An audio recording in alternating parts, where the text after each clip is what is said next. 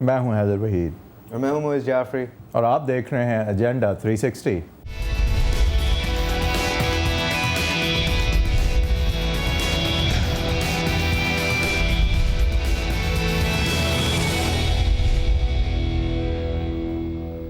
Welcome to agenda 360۔ آج پارلیمان کے اندر پریزیڈنٹ صاحب نے تاریخ میں پہلی بار، پاکستان کی مختصر تاریخ میں پہلی دفعہ، 5ویں دفعہ ایک منتخب جمہوری طور پہ منتخب حکومت کو، ایک جمہوری طور پہ منتخب صدر نے اجلاس کیا جوائنٹ سیشن آف پارلیمنٹ کو۔ اس کو ایک رائٹ نما فضا تھی پہلے 20 منٹ، جبکہ پی ایم ایل نون کے اور اپوزیشن کے جو ایم این ایز تھے، جو ممبر پارلیمنٹ تھے، ان لوگوں نے شور مچایا اور نجات کے لیے نعرے لگائے۔ کچھ جو تھے وہ کافی کیچی بھی تھے، اور اس کا جو میرے خیال سے زیادہ انٹرسٹنگ اینگل تھا آج کی سیاست کے لیے، آج کی سچویشن کے لیے، وہ یہ تھا کہ ایم کیو ایم بیٹھی ہوئی تھی حسب معمول ٹریجری بینچز پہ، جبکہ بڑا شور مچا تھا، کراچی میں بہت ٹوٹل ہڑتال تھی۔ اور جو دوسرا اینگل تھا جس کو ہم آج تھوڑا اس کے اندر دیکھنے کی کوشش کریں گے کہ ایسا کیوں ہوا، وہ یہ تھا کہ JUIF نے، جمعیت علماء اسلام فضل الرحمان گروپ نے پی ایم ایل نون کا اپوزیشن کے اندر ساتھ دیا، جبکہ فضل الرحمان صاحب بذات خود پارلیمان کے اندر خود پہنچے تھے اور بڑی گرمی کے ساتھ ملے خورشید شاہ صاحب سے، اور سب لوگوں سے شروع میں انٹروڈکشن بڑی کورڈیلی ہوئی، اور پھر فضل الرحمان شاہ صاحب کی جو جماعت تھی اس کو دیکھا گیا کہ وہ پی ایم ایل نون کا ساتھ دے رہی ہے، مظاہرہ کرتے ہوئے اختلاف، حزب اختلاف کا ساتھ دے رہی ہے۔ ہمارے ساتھ آج مہمان ہیں، and we are privileged to have ہم، مولانا فضل الرحمان صاحب۔ سر بہت شکریہ آپ کا، آپ نے ہمیں جوائن کیا۔ فضل الرحمان صاحب، آپ پھر اب آج کے بعد کم از کم اب آپ کلیئرلی اپوزیشن میں، آپ کی جماعت اب کلیئرلی حزب اختلاف کی سیاست کرے گی؟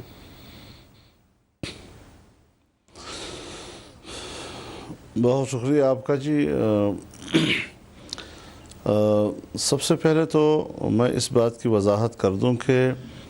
جمعیت علماء اسلام نے جب سے حکومت سے علیحدگی کا فیصلہ کیا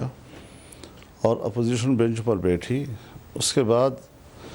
اس کی پارلیمانی حیثیت جو حزب اختلاف کی ہے، اس میں کبھی کسی وقت کوئی جھول نہیں آیا، اور ظاہر ہے جی کہ ایک پارٹی اس نے اختلاف کی پالیسی جو ہے وہ خود طے کرنی ہوتی ہے۔ تو اس حوالے سے جمعیت علماء اسلام مسلسل اپوزیشن کا حصہ رہی ہے، اور آپ کو میں بتاتا چلوں کہ پچھلے سال بھی جب پریزیڈنشل ایڈریس ہوا تھا پارلیمنٹ کے اندر، تو بھی بالکل اسی طریقے جیسے آج آپ نے آبزرو کیا ہے، جمعیت علماء اسلام احتجاج میں بھی شریک تھی اور پھر واک آؤٹ میں بھی شریک تھی، اور آج بھی ہم احتجاج میں بھی شریک تھے اور واک آؤٹ میں بھی شریک تھے۔ فضل الرحمان صاحب، اگر یہ آئیڈیا یہ سامنے لایا جاتا ہے کہ آپ کو پرکس اینڈ پریولیجز ایک منسٹری کی ملتی ہیں، آپ یہ ساری آپ کی قربت بھی ہے صدر صاحب کے ساتھ، ان کو جب بیمار ہوئے تھے تو ان کے ساتھ آپ ہی مل رہے تھے، اس وقت آپ نے ہی یہ بات سامنے لائے تھے کہ جی ان کی طبیعت خراب تھی، یعنی کہ آپ قریب ہیں صدر صاحب کے، حالانکہ آپ حزب اختلاف میں ہیں۔ سر، اس کی وجہ سے شاید کچھ خدشہ پیدا ہوتا ہے کہ آپ کا سٹانس اصل میں کیا ہے، کیا واقعی میں آپ اختلاف کی سیاست کر رہے ہیں یا آپ حکومت کے ساتھ ہیں؟ دیکھیے، میں اس فلسفے کو اسی طرح اختلاف کرتا ہوں کہ ہم ملکی سیاست کر رہے ہیں اور قومی ذمہ داریاں ہمارے اوپر ہیں۔ اس میں اختلاف کا کبھی بھی یہ معنی نہیں کہ اس کو کوئی ذاتی دشمنی کا رنگ دیا جائے، کہ اگر ہم کسی خیر سگالی کے لیے ایک دوسرے کو مل لیتے ہیں، ایک دوسرے سے مسکرا لیتے ہیں، ایک دوسرے کے ساتھ ہم ایک معاشرتی خوش اخلاقی برت لیتے ہیں، تو اس کا یہ معنی ہو گیا کہ ہم نے نظریہ بھی تبدیل کر دیا، ہم نے پارٹی کا موقف بھی تبدیل کر لیا، اس میں بھی کوئی فرق آ گیا ہے۔ تو سیاست کے اندر جو یہ شدت کا عنصر ہے، اور کبھی ہم اخلاقیات سے بھی کہیں آگے نکل جاتے ہیں، تو جمعیت علماء اسلام اگرچہ ٹھیک ہے مولانا صاحب، آپ کی بات میں ایکسیپٹ کرتا ہوں کہ کوئی پرسنل نہیں بنا لینا چاہیے سیاست کو، اور اگر آپ صدر صاحب سے ملے بھی پرسنل لیول پہ تو اس میں کوئی مذائقہ نہیں، لیکن کیا یہ تضاد نہیں کہ آپ کی جو سیاست ہے اور جو آپ کی آئیڈیالوجی ہے وہ بالکل سکوئرلی پرو امریکہ پالیسی جو پاکستان کی فورن پالیسی کے حوالے سے دیکھی جاتی ہے یا دیکھی گئی ہے، اس کے برعکس ہے، اس کے خلاف ہے، لیکن آپ کی قربت پرو امریکہ، سو کالڈ پرو امریکہ پریزیڈنٹ مشرف پہلے اور اب پریزیڈنٹ زرداری، ان کے ساتھ ہی آپ مل کے چلے ہیں اور کئی سال مل کے چلے ہیں، تو یہ اس میں تضاد کم سے کم نہیں؟ کیونکہ میں پیورلی سیاست کی اب بات اب یہ چیزیں جو ہیں مجھے نہیں پتا کہ ہر ایک کے اختلاف اور اتفاق کے اور سیاست کے اپنے اپنے معیارات ہوتے ہیں. ممکن ہے کسی کے معیار پر ہم پورا نہیں اتر رہے، لیکن آپ جانتے ہیں کہ جب جنرل مشرف کی حکومت تھی، جب انہوں نے آئین میں ایک ترمیم کی تو پیپلز پارٹی نے اس وقت ان کو ووٹ دیا تھا، اور اس کے باوجود کہا یہ جا رہا تھا جی کہ MMA اس کے ساتھ نرمی برت رہی ہے. لیکن آپ کو یہ معلوم ہونا چاہیے کہ ہر پارٹی کی اپنی ترجیحات ہوتی ہیں، اور جس وقت انہوں نے افغانستان میں امریکہ کے حملے کے بعد امریکہ کی حمایت کا اعلان کیا تو سب سے پہلے ہم منظر عام پر آئے اور سڑکوں پہ آئے ان کے خلاف. ہمیں انہوں نے گرفتار کیا، جیلوں میں ڈالا، ہمارے کارکنوں پر انہوں نے گولیاں چلائیں. مجھے نہیں معلوم کہ ہمارے ملک کی سیاست کی ترجیحات کیا ہیں. بہرحال ہر پارٹی کی اپنی ترجیحات ہوتی ہیں، اور جب ہمارا معاملہ آتا ہے تو ظاہر ہے ہمیں بھی اپنی ترجیحات کی پیروی کرنی ہوتی ہے. ہر معاملے پر روز روز نہ کوئی کسی کو گریبان سے پکڑتا ہے، نہ کوئی سختی اور درستی مسلسل برقرار رکھی جاتی ہے، لیکن اپنا موقف قوم کے سامنے متعارف کرایا جاتا ہے. میں بات کر رہا ہوں آپ کی اجازت سے، پھر یہ پوچھوں گا کہ دیکھیں ایک جو جنم لیا جب اس پالیسی نے، جس کو پرو امریکہ بھی کہا جاتا ہے، آپ اسے کوئی اور نام بھی دے سکتے ہیں، 9/11 کے بعد. تھوڑا سا مجھے ذرا جی بھائی صاحب اگر آپ تھوڑا سا مجھے چلنے دیں، فرمائیے. مجھے آپ کے اس انٹرویو سے یہ توقع ہے کہ میں ذرا تفصیل میں جاؤں گا تو پھر نتیجے پہ پہنچوں گا. جی فرمائیے. اس حوالے سے جی آپ جس طرح پیپلز پارٹی کے بارے میں کہہ رہے ہیں کہ وہ پرو امریکہ ہے،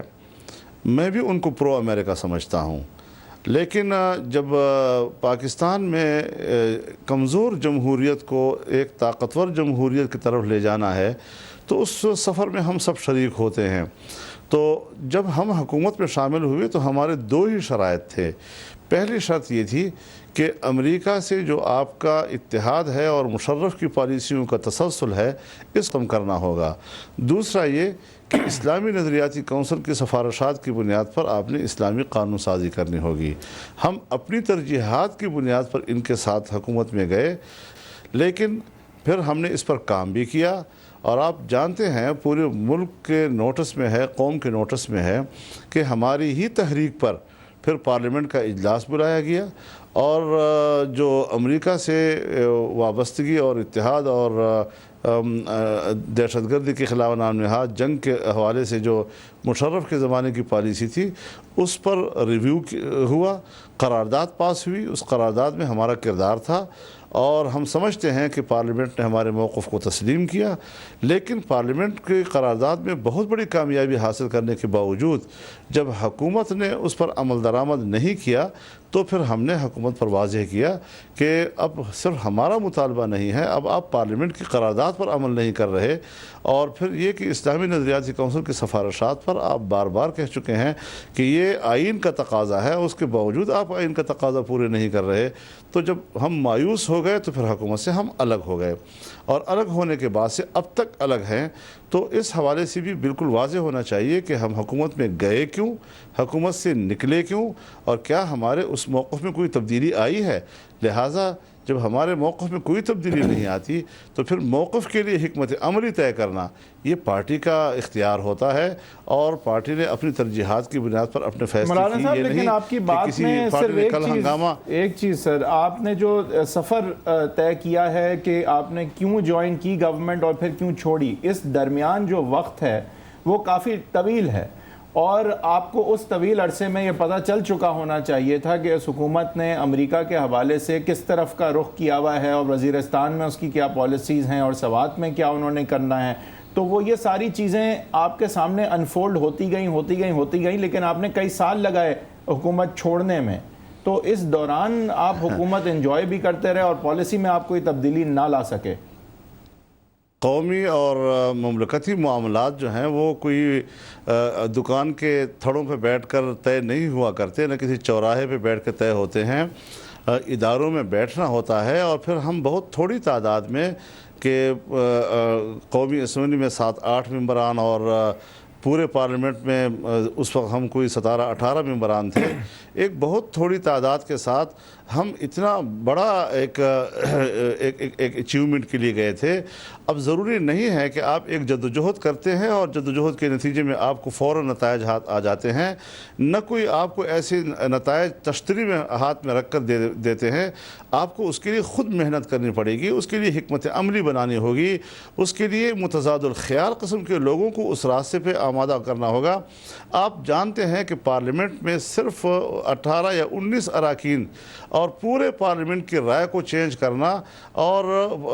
2-3 ہفتے کے بحث کے بعد ایک ایسی قرارداد آنا جو سب کے لیے قابل قبول ہو، ظاہر ہے جی کہ وقت کے ساتھ ساتھ انتظار بھی کرنا پڑتا ہے، اور سیاست تو ہے ایسا عمل کہ جس میں بڑا تحمل اور برداشت اور انتظار جو ہے وہ اس کا لازمی جز ہے۔ آپ روز روز تو فیصلے نہیں کر سکتے، تو لہٰذا ہم نے اتنا وقت دیا کہ حکومت یہ نہیں کہہ سکتی کہ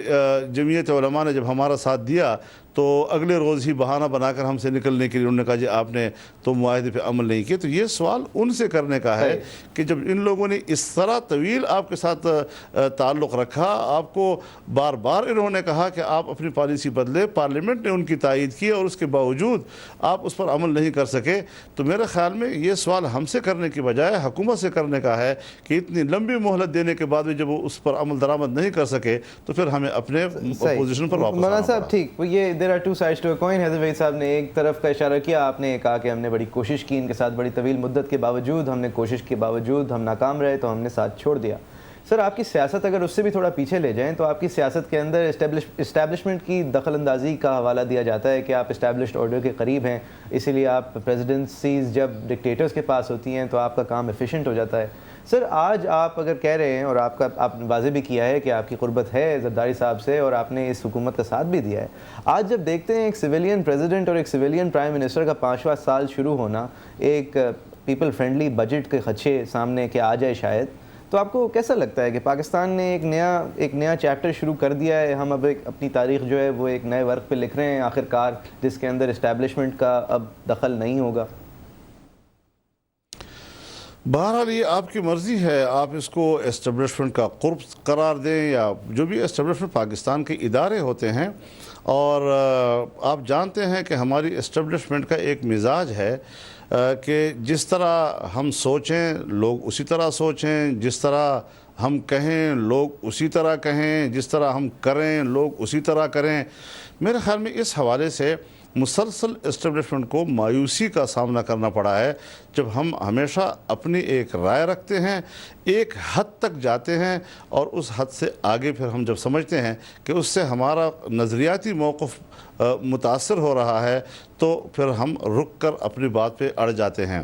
تو جب فوج کی حکومت تھی اور اسٹیبلشمنٹ ہی کی حکومت تھی تو ظاہر ہے کہ پھر معاملات انہی کے ساتھ چل رہے تھے، مذاکرات بھی ان کے ساتھ ہوتے تھے، اتفاق بھی ان کے ساتھ ہوتا تھا، اختلاف بھی ان کے ساتھ ہوتا تھا، لیکن پھر بھی جب ایک دفعہ پارلیمنٹ وجود میں آ گئی اور حکومت ایک ایسی بن گئی کہ بہرحال ایک فوج کی چھتری کے نیچے تھی لیکن عوام کی منتخب پارلیمنٹ تھی، تب ہماری رائے اس وقت یہ تھی کہ یہ اپنی مدت پوری کرے۔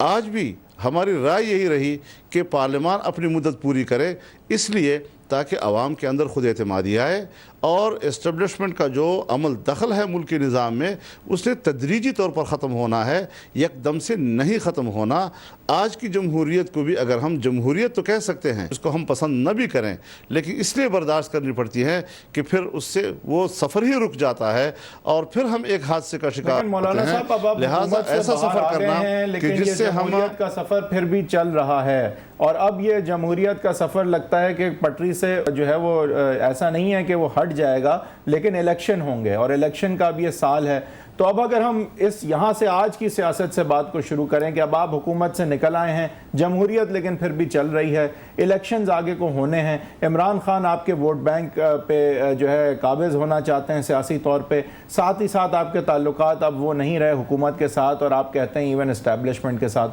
تو اگر آپ اپنی سیاست اور پھر اس سے لنک کریں اپنے رول کو اس حکومت کے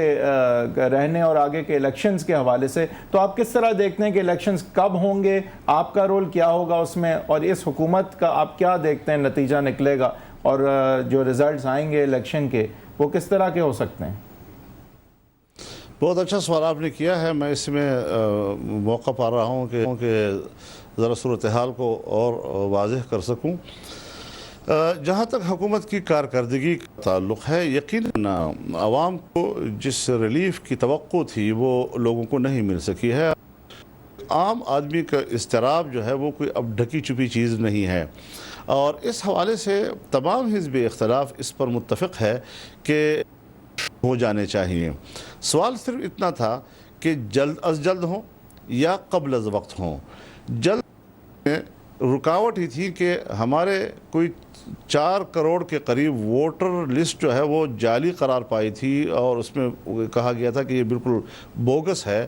اور پھر اب ایک کمپیوٹرائزڈ ووٹر لسٹ کا بننا، پھر وہ لوگوں تک پہنچنا، پھر ان کے اعتراضات، پھر اعتراضات واپس آ کر اس کو اصل فہرست میں اس کو ایڈجسٹ کرنا، یہ تمام ایک ایسا فنی معاملہ تھا کہ حزب اختلاف بھی اس کو پھلاننے کی پوزیشن میں نہیں تھی. اور تقریباً اسی پر ایک رائے قائم ہوئی کہ اگر ہم بہت زیادہ شدت کا مظاہرہ کریں، کوئی لانگ مارچ کریں، استعفے دے دیں، اور یہ نظام دھڑام سے گر بھی جائے، تب جب ووٹر لسٹ مکمل نہیں ہے تو الیکشن نہیں ہو سکیں گے، پھر کیا ہوگا جی؟ تو وہ تو اس سے بھی کہیں زیادہ برے حالت میں ہم چلے جائیں گے. تو اس پر سب نے تقریباً اتفاق رائے کیا کہ ہاں قبل از وقت کی بات ہونی چاہیے. تو قبل از وقت جو ہے وہ اگر ہو بھی تو اکتوبر کے آخر یا نومبر کے اوائل، اور اسی میں ہی اس پیریڈ میں ہی ممکن ہو سکتا ہے. لیکن پھر بھی ملک کے عام حالات پر ہے. اب چونکہ سینٹ کا الیکشن ہو چکا ہے، اور سینٹ کے الیکشن کے جو نتائج ہیں وہ قوم کے آ چکے ہیں، تو کچھ وقت تو اب اس میں لگے گا کہ ایک نئی، جیسے پارلیمنٹ میں ایک نئی جلد سی آ گئی ہے، اور اس نئی جلد کے ملک کی حالات پر کیا اثرات مرتب ہوتے ہیں. اس سے قبل از وقت انتخاب ممکن ہوں گے یا بر وقت انتخاب ممکن ہوں گے. دو چیزیں ابھی تک برابر اس وقت چل رہی ہیں، اور آنے والے دنوں میں اس بات کو طے کیا جائے گا کہ حالات مجبور کر رہے ہیں کہ قبل از وقت ناگزیر ہیں، یا یہ کہ ایسی کوئی مجبوری حکومت کو نہیں، اور حالات جو ہے وہ آئین کی مدت پوری ہونے کے وقت بر وقت پھر الیکشن ہو سکے. مولانا صاحب یہ اگر یہاں پہ رک جائیں، اگر سر کہ الیکشن کمیشن والی جگہ پہ اگر رک جائیں، معذرت آپ کی بات کاٹی، آپ نے یہ درست آپ نے اس بات کی طرف پوائنٹ کیا کہ 35 ملین 3.7 کروڑ ووٹ جو تھے ان کو بوگس قرار دیا. حالانکہ وہ بالکل جعلی نہیں تھے، لیکن وہ پرانے شناختی کارڈ پہ رجسٹرڈ تھے، تو ان کو ویریفائی کرنے کا کوئی پراپر طریقہ نہیں تھا. سر اب اگر بالفرض یہ سارے ووٹ کٹ گئے اور ہمارا ووٹ بیس جو ہے وہ 7 کروڑ سے 3.5 کروڑ پہ آ گیا، تو اس کے اندر جو باقی 3.5 کروڑ ایڈ ہوں گے وہ نوجوانوں کا ووٹ ایڈ ہوگا. وہ نوجوان جو کہ 18 سال کی عمر کو ٹچ کیا ہے، یا جو پہلے ووٹنگ میں ڈس انٹرسٹڈ تھے، یعنی کہ وہ نوجوان جو کہ عام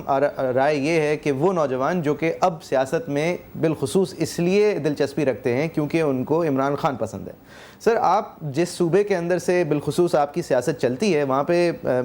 ینگ پاپولیشن ہے، اور وہاں پہ اب یہ شفٹنگ ٹرینڈ کی بات کی جا رہی ہے کہ شاید پاکستان تحریک انصاف کی سونامی اگر پورے پاکستان کے اوپر نہیں لہریں دوڑائے تو کم از کم خیبر پختونخوا کے اندر اور بلوچستان کے اندر، اگر نہیں تو خیبر پختونخوا کے اندر اور پنجاب کے کچھ علاقوں کے اندر وہ کامیاب ہو سکتی ہے. سر آپ سمجھتے ہیں کہ آپ سمجھتے ہیں کریڈیبل تھریٹ ہے؟